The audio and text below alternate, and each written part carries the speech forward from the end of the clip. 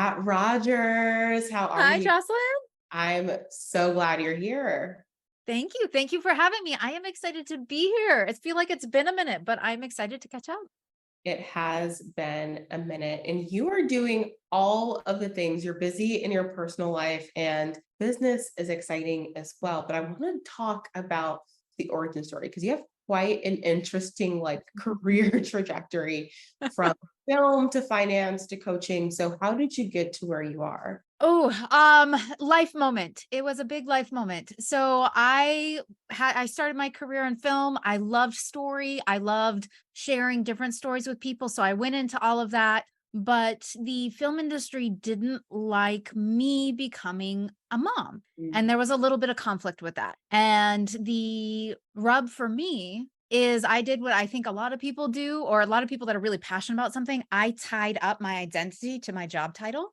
So, like, I wasn't Kat Rogers, I was Kat the filmmaker. Mhm. And then when film decided that it wasn't okay for me to go on maternity, well, not film, when the production company I was working for decided it wasn't okay for me to go on maternity leave, I wasn't available enough, were the exact words I was told. It kind of sent me into this crazy identity spin where it was just like, okay, well, I was a filmmaker, but now I'm not allowed to be that. It was taken away from me, and not by my choice, but I was still a mom. So I had to, like, I just dove into the mom thing and I kind of pushed everything away, or I let it all fall away. And that, a lot of people go, don't get so tied up in being a mom because you don't want to lose yourself. You want to be you plus mom. I didn't make that connection when I needed to. And it sent me into this really crazy space. Like, I mean, I remember, I'm pretty sure I told you the story. I think, there was one day my kids were right around 3 and right around 1, and I had dropped them off at daycare, and I came home, I walked the dog, and I looked around my house. My house was not a mess at all, but everything I had been holding inside and everything I'd been pushing down just picked that moment to Mhm. just dump on me. And I felt all those emotions come back, and I just collapsed on my floor, and I like ugly sobbed, like ugly, ugly, ugly cried. And I don't know how long it was. I was home by myself, but I was crying enough that my dog came over. It was like making sure I was okay. And when my tears finally stopped, I was like, okay, I don't know what's going on, but I'm stuck in a really bad cycle and I really need to figure it out. I need to figure out what's going on. I need to figure out why I'm doing this to myself, and I need to make it stop. So I started reading a ton of books, and that was like that moment. So it was like a multi-year buildup at that point. And then that moment was like, okay, that's like, this needs to stop. I can't be this way and this person for the rest of my life. I'm too young. I have Right. too much energy, and like, I'm done. I'm done with it. So I use that to go get coaching and mentors and take workshops and read somewhere between 150, 200 books, like just dive into everything I can to figure out how I can make myself better. And I think I told you there was one book that was really pivotal for me. Mhm. And I didn't grab it, so it's downstairs on my bookshelf, but it's called The Gratitude Diaries by Janice Kaplan. And that book was so instrumental because she was telling her story about how something had made her really depressed. And she's like, I gotta get out of this mindset. And she started practicing gratitude, and she did it every day. And there's another book I read called The Yes Brain, and I'm forgetting the two authors. It's Tina. I see it on my bookshelf, so I'm trying, or I'm not, I see it on my table. So I'm trying to, I can't read it. I'm not that good. But in it, they talk about, like, when, if you were to picture a fresh fallen snow on a mountain Mhm. and you were to go sledding down that mountain, when you make one path and you continue to walk that same path, it gets deeper and deeper and it gets easier to walk it, but you don't break new snow, right? Negative thoughts are the same way, or habits, not even negative thoughts. Any habit you do is the same way. Yeah. So if you are like, oh my God, I'm awful, I'm horrible, I'm fat, I'm ugly, and you just keep replaying that mantra in your head, I'm awful, I'm horrible, I'm fat, I'm ugly, I'm stupid, I'm lazy, I'm worthless, I'm whatever, that becomes that path in the snow. And you Mm. just walk that path over and over and over and over. And the gratitude diaries was all about recognizing that path and saying, okay, my brain is weak in the gratitude and the happiness and the joy function. I strengthened my negative, depressed path. Mhm. And that's the path I want to abandon. So I'm going to stop walking it, and I'm going to start trying to walk the gratitude and joy and happiness. But I have to retrain my brain. It's nothing that happened overnight. Like, for me, by month 3 of doing it every day, I started to notice a little bit of a difference. And by month 6, I felt like a completely new person. Yeah. And that was, And like how sometimes positivity or gratitude unknowingly is the road less traveled. Yeah, if you look, so if I can be super uber geeky for, Yeah. well, probably not a hot second because I'm just a geeky person. But if I can be geeky for a hot second, there was a linguist Mm, that I was talking with, and in the English language, I can't speak for every other language, but in the English language, there are more words to describe pain, sadness, frustration, joy, or not joy, not joy, anger, depression, and all of those negative emotions than there are for joy, happiness, mm, contentment, being in an excited, happy state. Because you can be in an excited, anxious state. So, like being in the excited, happy state, there's less words for the positive descriptors and more words for negative descriptors. Like it goes back to like our old brain, and like we're always on the lookout for something that might eat us or kill us, except we don't have saber-toothed cats and all of those things running around us anymore. Now it's like a nasty person on social media, and our brain can't make that adjustment. So it goes into that negative protective state. And it's like that's a separate podcast. I won't bore everyone into that, but I find it really, really oh, fascinating. interesting.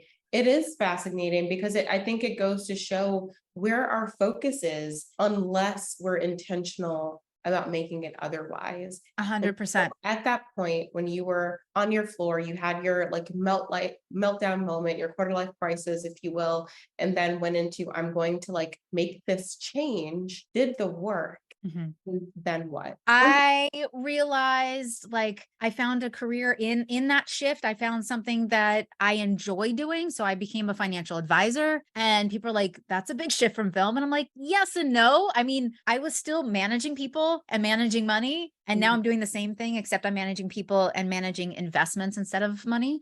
But I'm still empowering people, and I'm helping them create a good money story as opposed to just any story. Mhm. So, I mean, there's a lot of crossover. And then while I was on that path to become a financial advisor, I did a lot of workshops. I still do a lot of workshops, but I had women come out to me and go, "Oh my God, are you a life coach?" And I'm like, What the heck is that?" Like, I'm sorry, I have to tell you how to get up in the morning and like make your bed. Like, what am I coaching you on? I'm like, I just remember being this really weird. I was like, no, but thanks, I think. Um, and I had multiple people. Like it was never just one person. I had multiple people at like every other workshop I did ask me if I did that. And I'm like, okay, I should look into whatever the heck this thing is, because obviously there's some synergy or something that's happening here that people are like, oh, and I remember looking it up and I'm going, I still don't understand what the heck this is. So many things. I know. I mean, it's so many things to so many different people and so many levels. And then I came across a business coach and I went, okay, now that I can relate to. Because when I did film, I did 40 something businesses, right? Each film is, well, okay, if you don't know, each film is its own separate business entity. Mhm. So like creating the LLC, hiring crew, like working with your lawyer, your usually legal team, unless it's a smaller one, but you're legal, and then with your accounting and like, creating all of that. I did it like 40 something times. And I'm Mhm. like, okay, well, business I can talk about, business I get, distribution I get. Film has a huge distribution process. I get all that stuff. So why don't I look at that? And I did. So I started doing like coaching, workshops and certifications and trying to figure out, I mean, it's still kind of murky-ish waters, Mhm. but trying to figure out where that fits. And then I found what I loved. So I found that the women that went through a rough experience like I did, that are trying to get back into the workforce, that's who I'm going to work with. I'm going to be a business coach for mamas. Mhm. I love And that. I think it's wonderful to see like how people happen upon their purpose or what gives them life, like what fuels their fire, right? yeah. Because oftentimes in retrospect, you realize one, it's not necessarily what you thought it would be, Oh, and two, 100%. you need it at some point in life, and Mhm. you had to like hit that spot or be put in a certain situation for that to come out of you. Yeah. If nothing had happened, I would be making films right now. Yeah. So tell me about that loss of identity. Let's go back to that moment Okay. because there's one thing to do the work to get out of it, but like, how was the shedding of that? And do you still look back Ooh. and think about that cat? Yeah, I mean, when you become a mom, Mhm. you're like, you actually physically have a change in your brain, which I, again, geek moment, but I own it and I'm proud of it. But I literally researched and found one study that talked about the change in moms' brains. One. Mhm. Hundreds of studies on the brain. I found one that focused on how women's brains change when they become pregnant, and it covered up to 2 years after, right? Mm. Our brains actually physically shrink a little bit. But the thing is, they noticed is it's not that we got worse at something or dumb or whatever. Our brains got more efficient. We got more efficient in reading other people and reading cues. And it all comes back to we have to read a baby that can't talk to us. Mhm.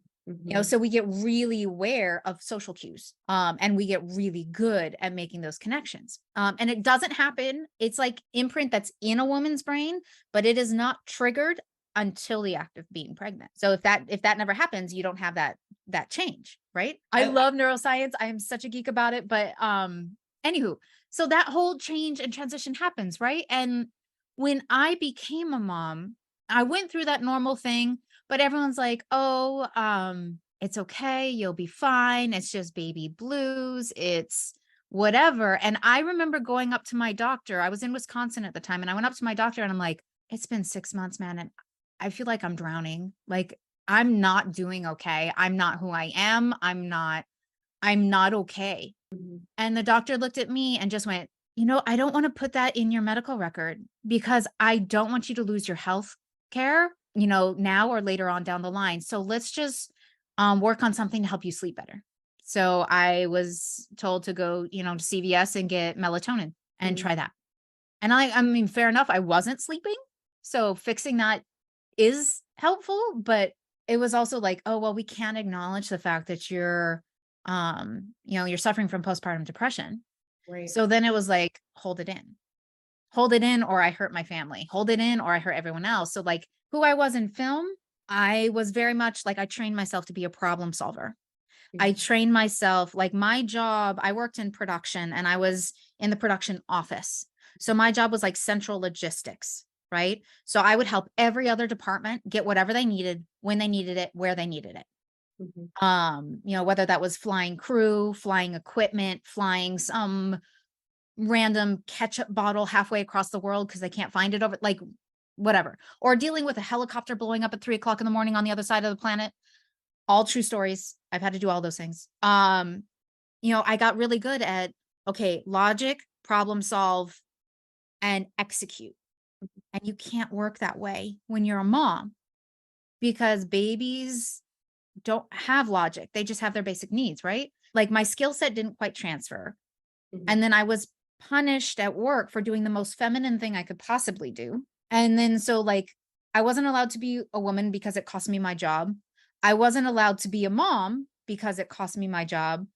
I couldn't be logical with babies because babies don't work that way.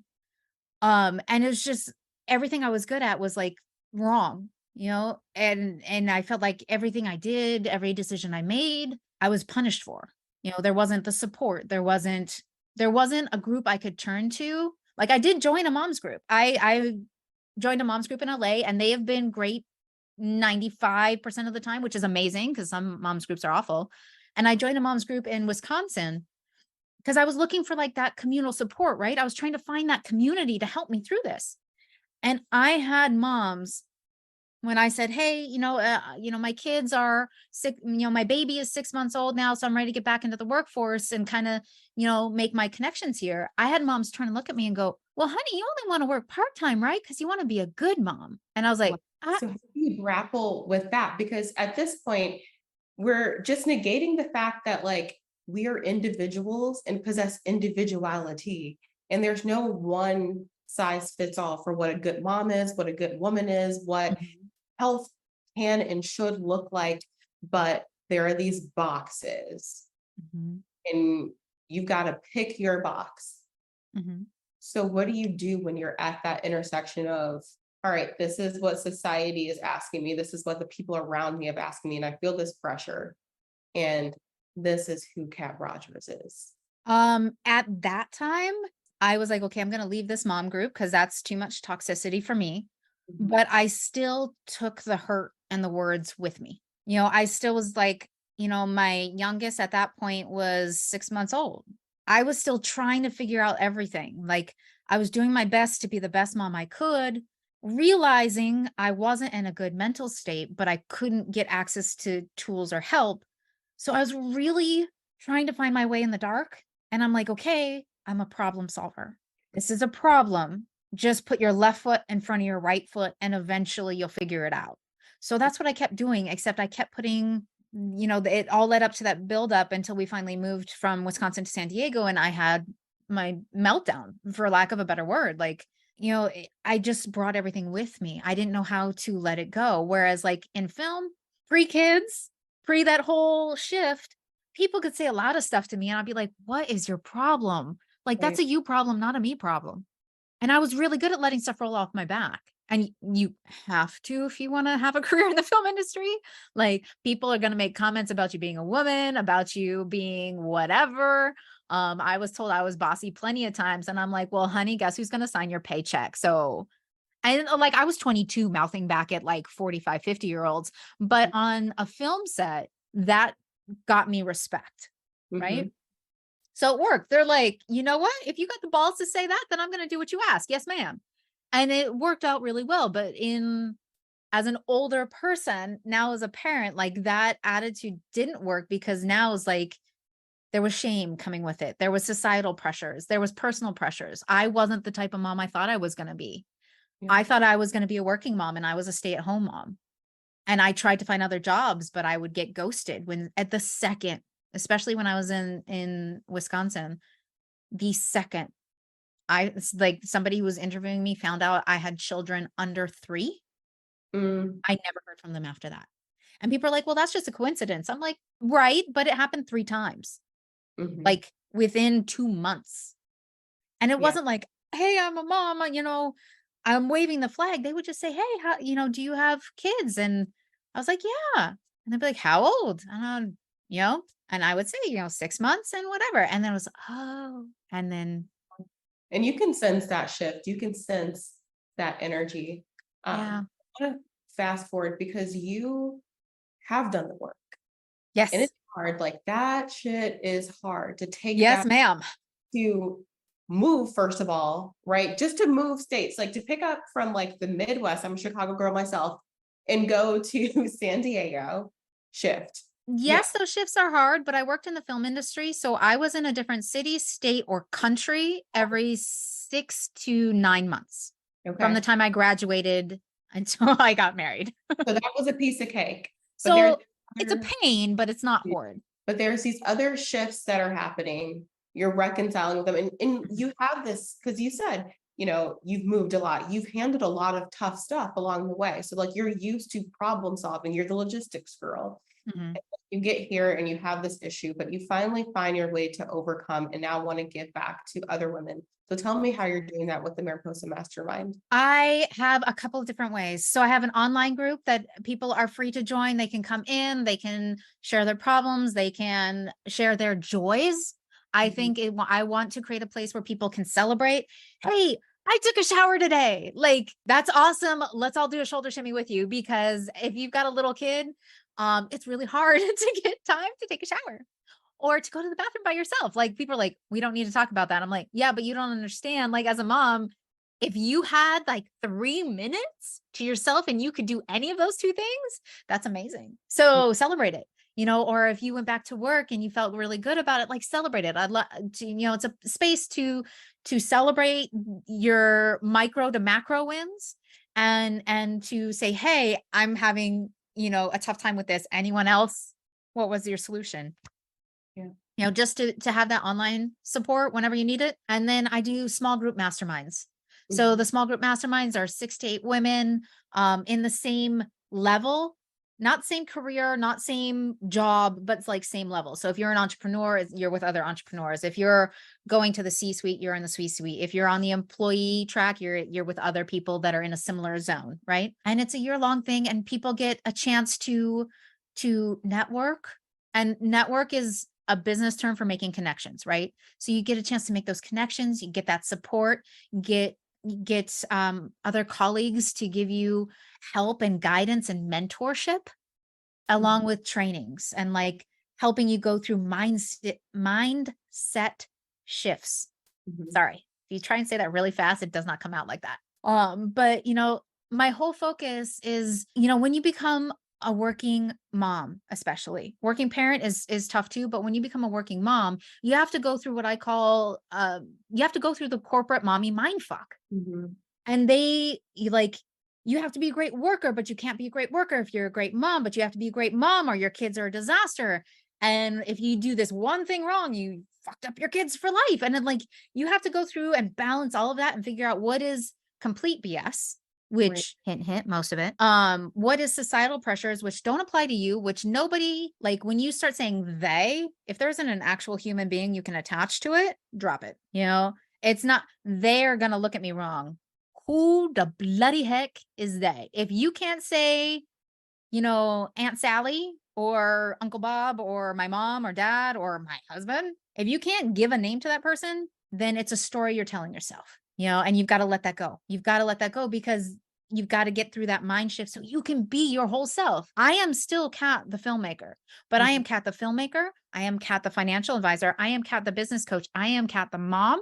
I am a wife. I am a daughter. I am an auntie to a Mhm. little one. Like I'm a dog mom. I know my name's cat, but I'm allergic to cats, so no cats in this house. I'm a dog mom. I love animals. I'm hoping to get some chickens when I get a bigger house, like crazy stuff, and I'm a traveler. Like all those things are still there, but now I give myself permission to be them. And And, you key. know, I let myself go through those tiny guys when I was like on my kitchen floor sobbing. I did not go, let me do a huge shift.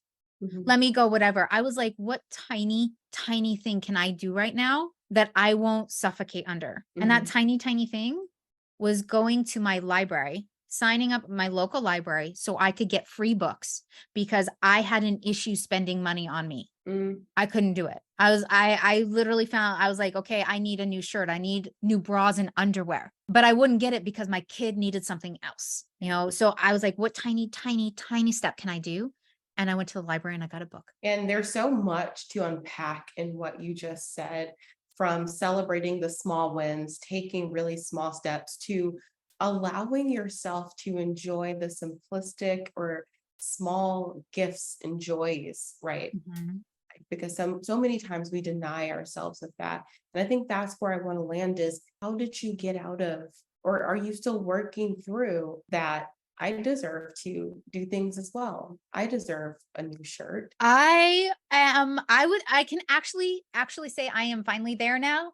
I thought I was doing really well. So it's like I started doing like, oh, I did $25 for like a 2-hour workshop and I bought that ticket. And then I bought a bigger ticket to a bigger workshop. Yeah. But like I was still asking permission to do those things. Like $25. I literally asked my husband, is it okay? Yeah. Because I couldn't mentally give myself that permission. Yeah. And I did it for the larger one was like almost 500. And I'm like, okay, anything over about 250, I'm gonna just make sure we're cool.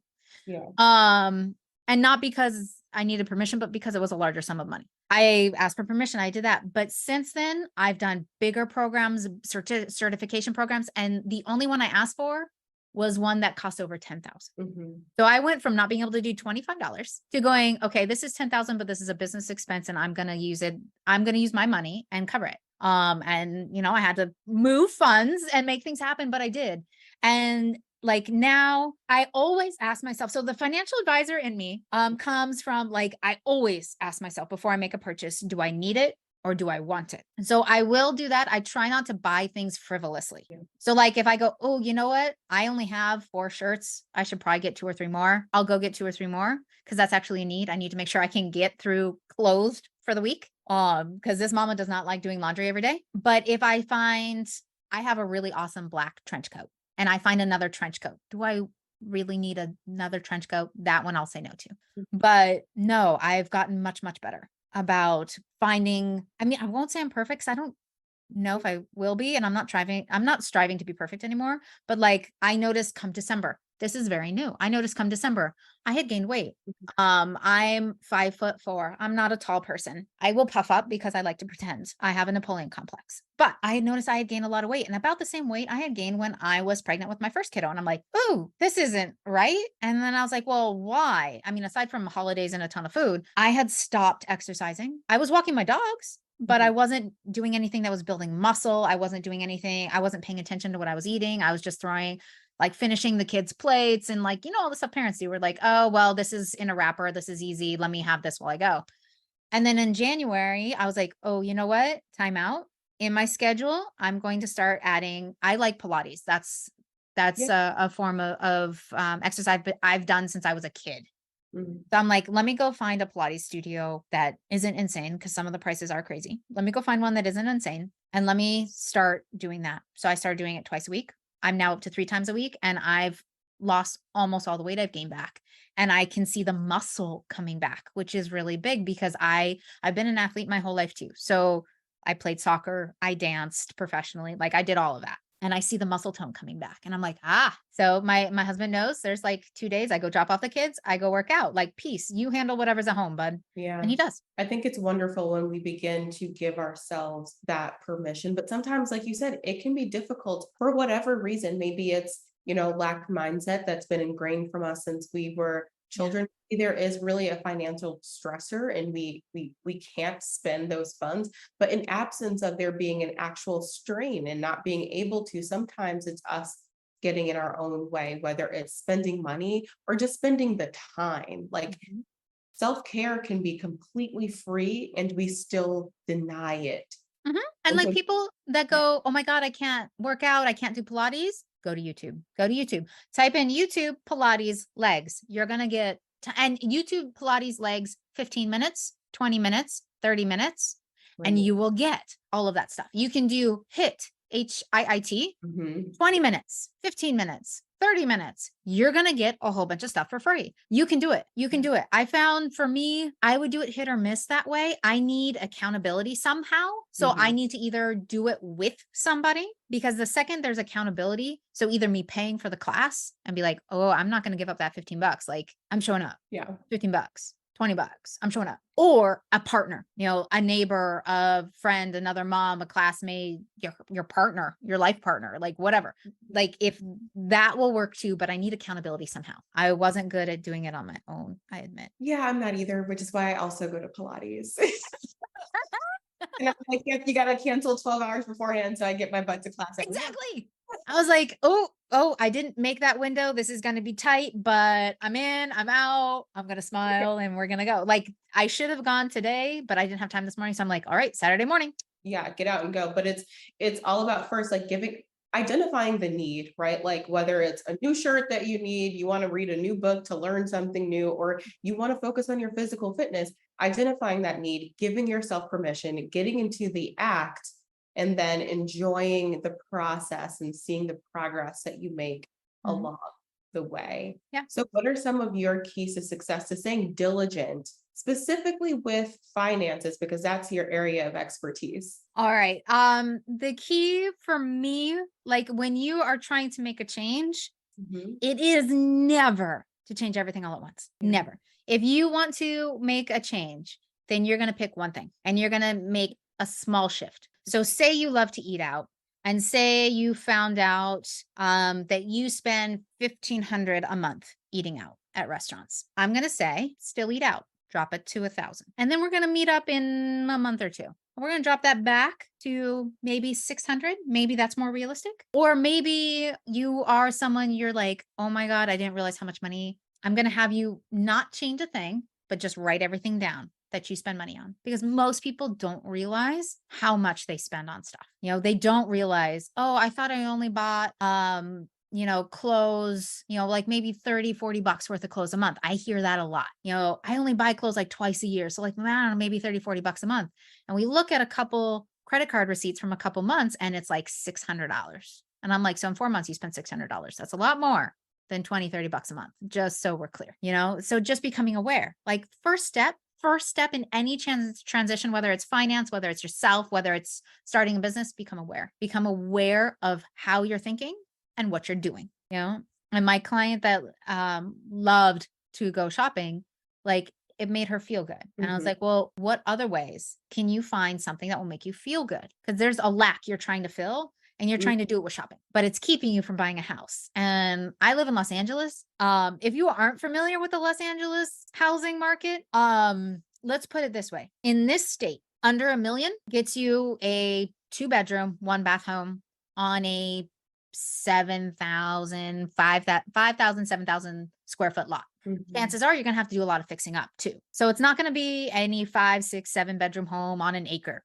That ain't happening. So you've got to save. So it's like, okay, well, what's going to bring you joy? Owning the home and having a whole room you can have for your clothes, or buying that jacket now? You just have to pick. Do you need it? Do you want it? Oh, that's really, really powerful. Thank you for that.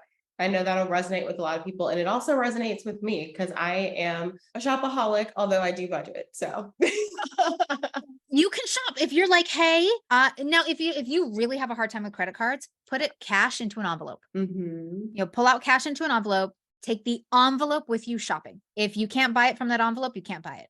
But you can still go buy something. But Sure. then you're going to become more aware of what you're doing and what you're thinking. So maybe you're going to be like, oh my God, I see those pair of shoes. I love those shoes, but I'm $50 short. So now you're going to wait until next month. And then that gives you the time by next month. Maybe you see those shoes and you're like, you know what? I like something else better.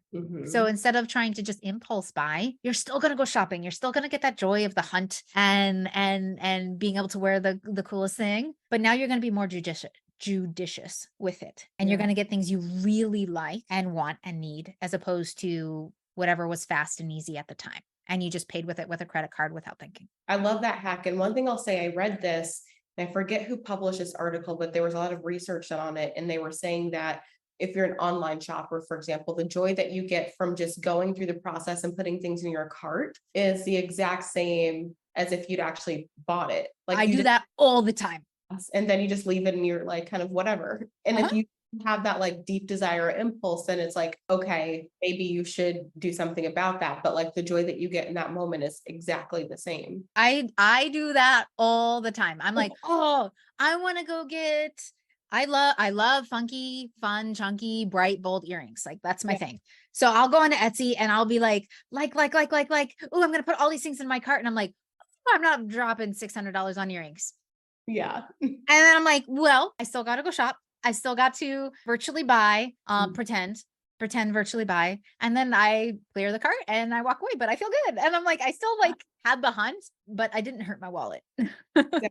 We all love a little window shopping. Okay, you know, this is confidence conversations. So before I let you go, I want to know, what does confidence mean to you? Confidence means self-love. Mm. Confidence means that you are at a place where all of your perfect imperfections you have accepted as part of you. Yeah, You're not perfect, and like that's just part of who you are, and you love it anyway. I love that. And any final words of wisdom that you have for us? Yeah. If anyone is looking to make a change in their life, if anyone is feeling really depressed, if anyone is feeling overwhelmed, Mm. stressed out, like they can't figure their way forward, all I ask is you find one small thing, small. If you're like, I hate reading, could you listen to an audiobook? If you're like, I'm feeling really overwhelmed by everything, could you do one small thing by turning off the news? It's not going to mean that you're not aware of things. It's just going to mean that negative stream is no longer feeding into you. If you could do one small thing when you wake up, find one thing you're grateful for, even if it's just the fact that you had a bed to sleep in or a pillow to put your head on. Maybe you don't even have a bed, but you have a sofa. If you have a pillow to put your head on, maybe it's that one thing. But let that first thought be something of gratitude instead of something that's not. But pick one small thing that helps you be a better person. That's so beautiful. Thank you so much, Kat, for being on Confidence Conversations. Thank you so much, Jocelyn, for having me. And best of luck to everyone's day that's listening, and have a fantastic rest of your day, Jocelyn. I look forward to talking with you again soon.